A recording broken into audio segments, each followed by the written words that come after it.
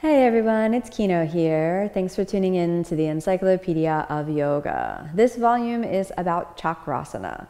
Chakrasana is a backwards roll that it's really kind of hard to figure out what are the movement mechanics that can get this pose happening properly.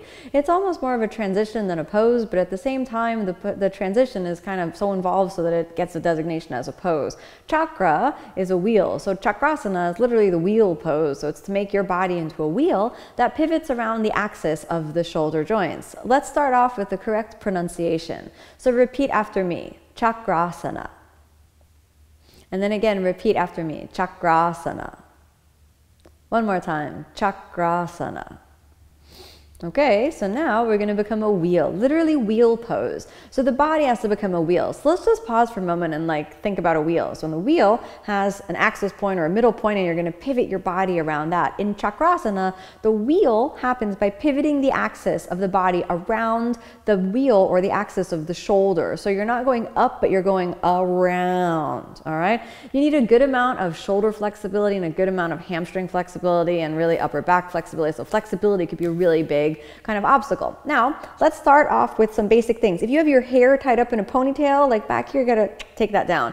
Kind of part your hair on the middle and bring it around to the side. This is actually really important. If you have short hair, it really doesn't matter. You could just do it how you do it. But if you deviate off the center line, like if your neck goes over to the side, you can easily tweak your neck in this pose. I should say that if you have a herniated disc in your neck, you're suffering from whiplash, this is completely ill-advised. So it's counter-indicated. You want to skip this pose and just proceed with a normal jump back. What are some benefits to Chakrasana? Well, if you have a healthy neck, this can actually release tension around your upper body and around your neck. It can help you find how to lift your pelvis from the center line. It's almost like you're lifting up and over. It gives you a good sense of directionality, how to move from feeling through to the inner body instead of always just seeing where you're going. Okay, let's get started. Here we go. Now, first, let's start off by lying down. Now, to prepare for Chakrasana, you need to come into almost like a plow pose, which is one of the poses that is in the shoulder stand sequence called Halasana. So inhale, lift your legs and find a good stable base there. Then activate your pelvic floor. Inhale, bring the legs up and over. So the legs go over, then roll onto your shoulders. Now, take your hands under the shoulders. And again, how are you pressing? You're rocking back and forth, all right? So it's inhale, Chakrasana. Draw the elbows in, suck in the belly, and inhale, pivot, all right? So that's inhale, pivot, all right? I like to soften the knees. Make sure your toes are prepared. If your toes don't touch the ground, you might not have the flexibility for Chakrasana. Try it 3 times. Inhale, exhale. Inhale, exhale, and then inhale all the way over. I like to land right on the knees, just like that, all the way over. And that's probably the easiest way to move into Chakrasana. Now, a couple of things that you want to watch out for. If you're working in the pose, I see that people often push really hard with the arms instead of using that rolling wheel action. So remember, you're moving kind of on a backward, forward, or a lateral plane rather than an up and down plane. And that's something really important to work with. Okay, so let's try that again. The next thing that can happen is if you stiffen your legs and the legs, boom, they're too stiff, you're gonna block your action of rolling back on the way over. Okay, so here we go.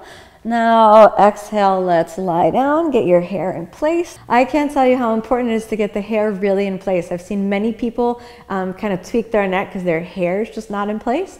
Now let's see if we can go through a little bit more integrated version of Chakrasana.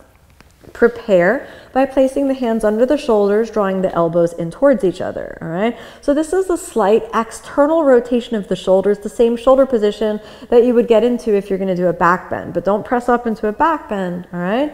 Now the movement is nice and easy, okay? Exhale, find your pelvic floor. Inhale, all the way over. And then you would just walk forward from here and exhale, chaturanga. Inhale, come forward, upward facing. Exhale, downward facing. Okay, so that's an easy Chakrasana. Now, you may have seen some people kind of shoot back and boom, land in Chaturanga Dandasana.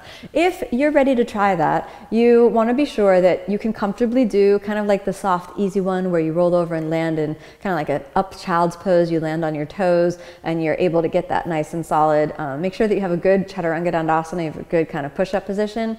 Now, the next thing, which is really, really important, is that you always want to look behind you. If you're going to do that full jump back or roll back into Chaturanga, make sure you have the space behind you. I've seen happen in class many times that people get attached to, boom, landing in Chaturanga, and then when they go back, there's somebody behind them and they either kick them or there's a wall that's too close to them and then they end up kicking the wall, and that can just create, well, first of all, you can lose some friends if you kick them in the face on the way back, and then if you hit the wall, that can also really kind of compress your neck or destabilize your sacrum.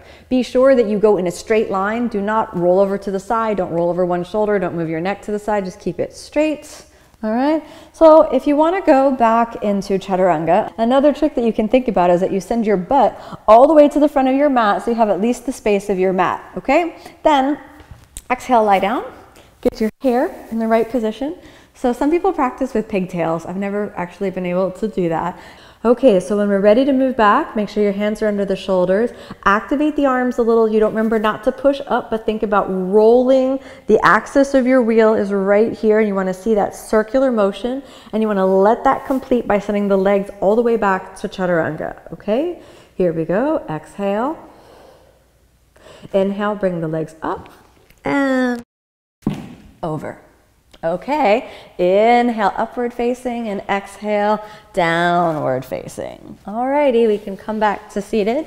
Now, one of the most important things when you're working with Chakrasana, when you shoot all the way back, is to really feel that it's a long motion, not up. You don't want to balance on the top of your head. You don't want to like pause and headstand or something like that. You want to really just feel the full length of your body traveling all the way back. If you don't feel a soft roll in the pose, then I'd recommend for you to just continue to work on that. You'll notice that the head really needs to roll more as you land all the way back in Chaturanga. So again, any neck issues, if you feel your neck is not really flexible enough, then I'd recommend that you not really try to do this pose too soon. Instead, just cross your feet and jump back. You can always try to rock 3 times and try every day, kind of like 1, 2, 3. If it didn't happen, just sit up and jump back normally. Chakrasana is an important transition that's often used after some poses that place a burden of flexibility on your neck or your lower back. So by integrating Chakrasana into your practice, you'll find that you can actually relieve some tension in the neck and get, again, a sense of spatial orientation with the hips. This is an important transition that you begin to work on. Don't skip it, particularly if you don't like it so much. Just patiently put in the work. And if it happens or it doesn't happen, remember, still be a good person. That's really the most important lesson in the whole journey of yoga. Thank you so much for tuning in to this volume of the Encyclopedia of Yoga. Keep the seed of faith in your heart and the inspiration to practice every day.